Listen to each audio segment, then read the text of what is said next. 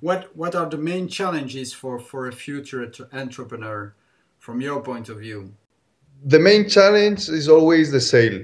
It's the marketing, but it's making the sale so that you have enough money to keep going. You know, Mm-hmm. this is a bootstrapped initiative. We need to have cash coming in to be able to sponsor events for other groups, to be able to create the workshops, to be able to make things happen. You know, Mm-hmm. so that's the main goal, and that's the main thing that you have to go after. The lucky thing for us is that both me and Jean are marketeers, and we both have a very large network. So, and we had already the basic part of the community of the Betagroup Mm-hmm. to back us up. There's already 3,500 people there, you know.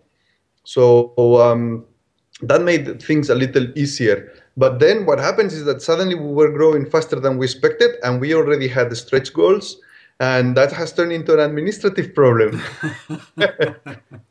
Following who pays what, when to send the invoices to whom, and especially because of our flexibility, is that your Excel files change all the time with different plans of the people.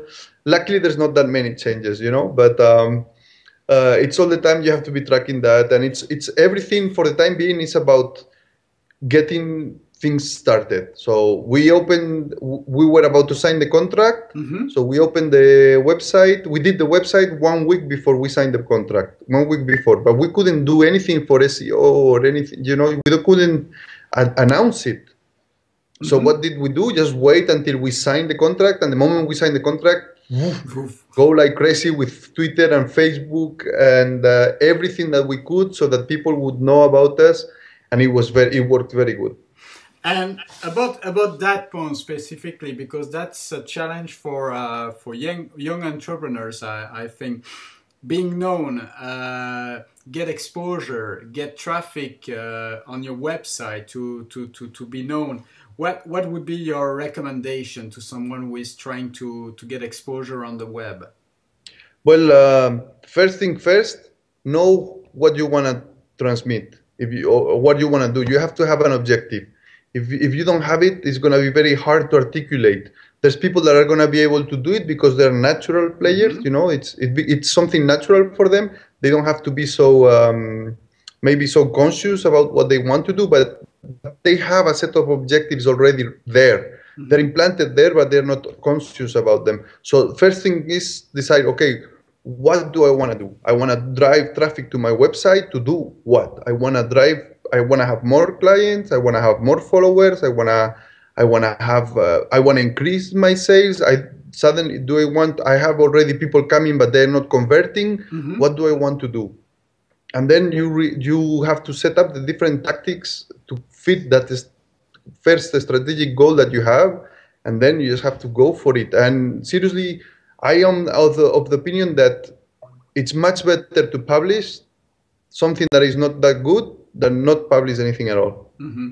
Because most people are too stuck into trying to write the perfect post, or the pressure to write something good and a witty tweet and things like that becomes the biggest barrier Mm-hmm. to just write. And the thing is that the most you write, the better it's going to be, and the more content you're going to get, and the more feedback you're going to get from your clients. Because that's one of the things that we are not getting. A lot of people are not getting. They're not getting feedback from their clients. They just think that they just have a great idea. Yeah, it can be a great idea, but you have to check it with your possible clients, see if it's interesting for them. Is it great for them? You know, and then people don't iterate on the product. They go through very heavy development processes, Mm-hmm. and then they just launch a product already when it's finished. But you take a higher risk of a mismatch with the market. Mm-hmm. So what the thing is that just go and iterate. Take the communication process just like that. Apply some lean startup principles and customer development. Just go and iterate and test and see, and just go for the minimum you need to do what you want to do. So, in a certain way, build to learn and just deliver what you're willing to do, and then you will improve according to the feedback that you will gather.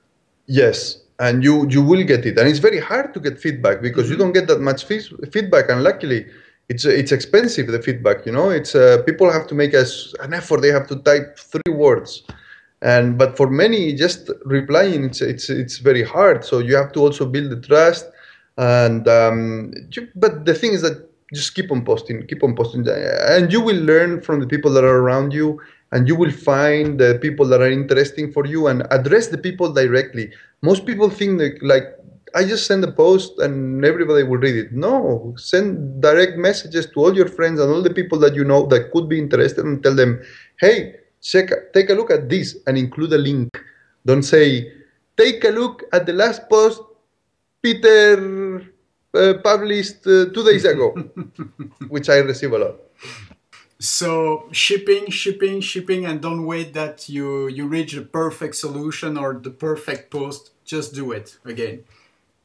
Yeah, we're moving into a world where we're coming from a place where status quo was the most important thing, and we're going more and more into the quality of the product and the people and the interactions of the people we relate with. The more, for me, every day it's more important the customer care I get from some brands. Why do I choose this service over this other service over this service? Basically because of the care I get, of the relationship I have with the people, because of the way they communicate with me. So this is something that people have to really bear in mind, and it's more about people than companies. A lot of them hide themselves behind companies, and anybody can make up a company and a logo. But it's very hard to relate to something that doesn't have a face. Yeah, again, so trying to still create that link even if we are on the web and on the internet.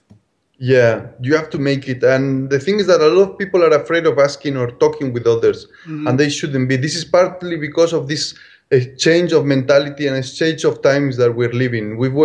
I grew up in the end of Franco's Spain, like I was 5 when the dictator died, and there's been a lot of changes in Spain. But as you can guess, my education has been quite authoritative, authoritarian, excuse me. So it's the society itself is changing a lot, but the thing is that you have to get over that, and you just have to treat everybody as equals, and just you're polite, you go straight ahead and you ask questions. I've gotten so many things out of a single tweet, and a tweet is just 140 characters or even less, 125. You leave the space for a retweet. So you just ask, hey, I'm doing this. Would it interest you? Off, and it works. We have access like we've never had before to all the people. Every single CEO, most of the people that are interesting, CEO or not, because a lot of people don't have a position that, it has such a big name. They made it easier than ever to contact them through LinkedIn, through Twitter, through Facebook, through whatever, you name it, at different social networks. They publish their telephone numbers and emails on their profiles, on their websites. It's easier than ever. Just be polite and contact them.